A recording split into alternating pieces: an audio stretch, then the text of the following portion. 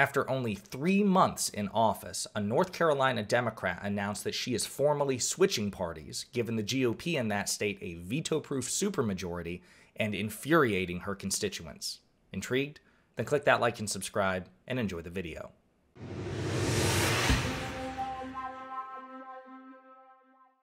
All right, so this particular news story hits close to home, metaphorically and quite literally. And again, before we move forward, just disclaimer here, I'm on the tail end of a wicked sinus infection or the flu, so you may hear it in my voice. I may look like I'm about to spiral off into a coughing fit. Hopefully I can avoid that, but just please bear with me. This particular story, as I said, hits close to home, metaphorically and quite literally. Tricia Cotham is a North Carolina state politician. She was, until about 24 hours ago, a Democrat. She ran for office in November 2022. She was elected in Mecklenburg County, which is a very blue district. It includes Charlotte, North Carolina, or some parts of Charlotte, North Carolina. And she won in a landslide against her Republican opponent. She was sworn in January 2023, 3 months ago, more or less. And after 3 months, she has formally announced that she is switching parties and she is becoming a Republican. That switch is done. It's formal. It's done. It's over with. And in so doing, Representative Cotham has handed that state's Republican Party a veto-proof supermajority. We have a Democratic governor, Governor Cooper, great guy, but he was up against a very activistic, very mobilized legislature. And the one real bargaining chip he had was if he issued a veto, there was a reasonable chance he could his veto would withstand, because as dominant as the Republicans are, they didn't have enough votes just on their own to override the governor's veto. Well, now they do, at least on paper. And it's so ridiculous. So one thing I want to start with, especially given all the videos that we've done about Wisconsin and all the conversations we've had about Wisconsin's gerrymandered voting maps, North Carolina isn't much better. North Carolina is one of the most gerrymandered states in the United States. And it's very much like Wisconsin in the sense that if you look at polling, North Carolina is relatively purple, right? There's a relatively comparable number of Republicans and Democrats and voters who lean left versus lean right. It's relatively purple. It's relatively bipartisan.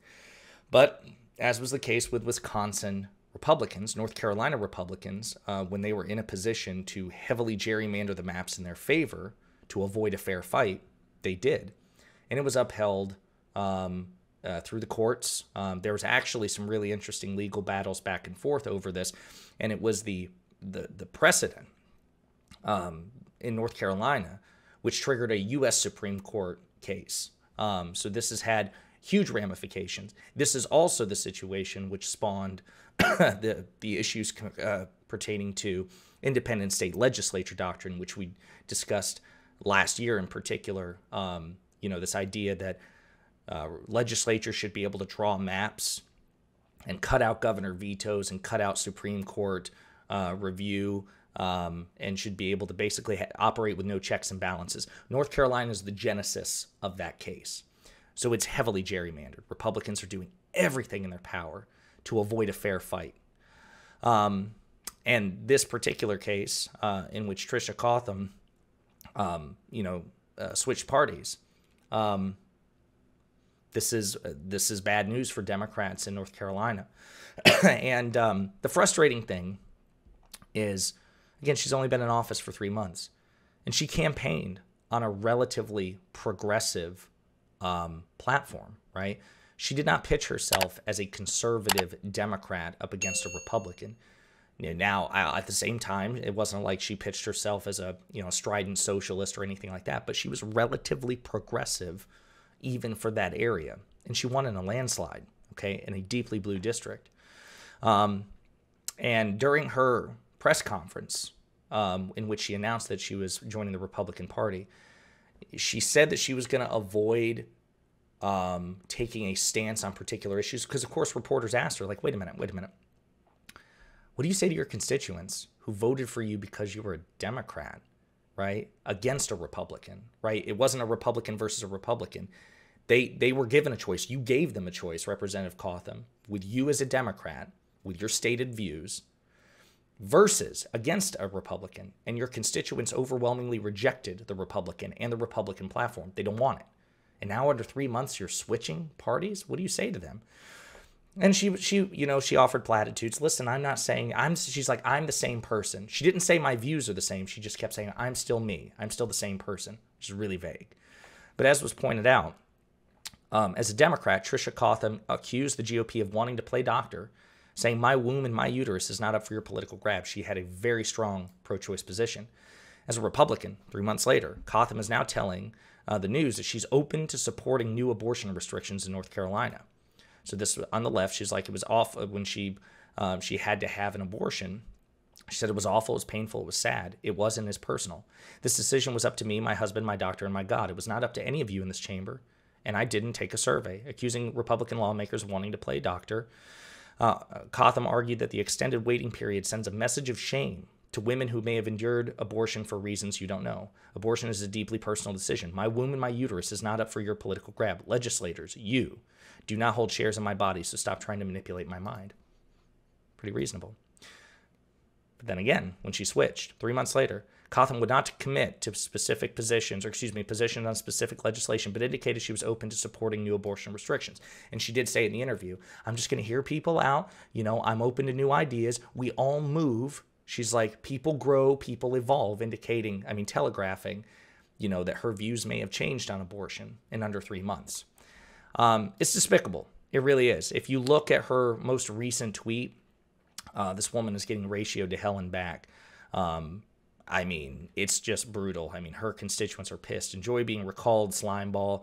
Every day, remember what a treacherous person you are. You just betrayed your constituents.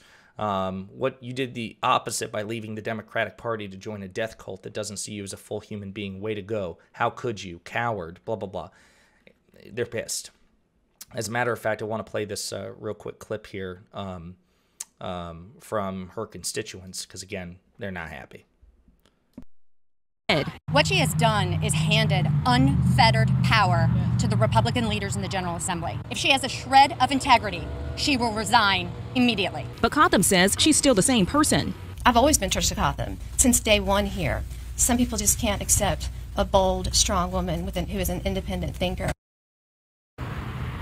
Well, when it comes to abortion rights, in the past, Cotham has said that she would work to codify Roe, but when asked about it today, she would not share her position. Caitlin Hagwood, WCNC Charlotte.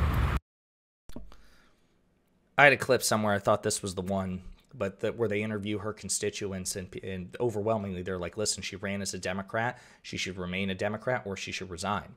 The last thing I'll say is that, unfortunately, there is no recall provision or anything like that, or resignation provision. There's no way to even trigger a recall.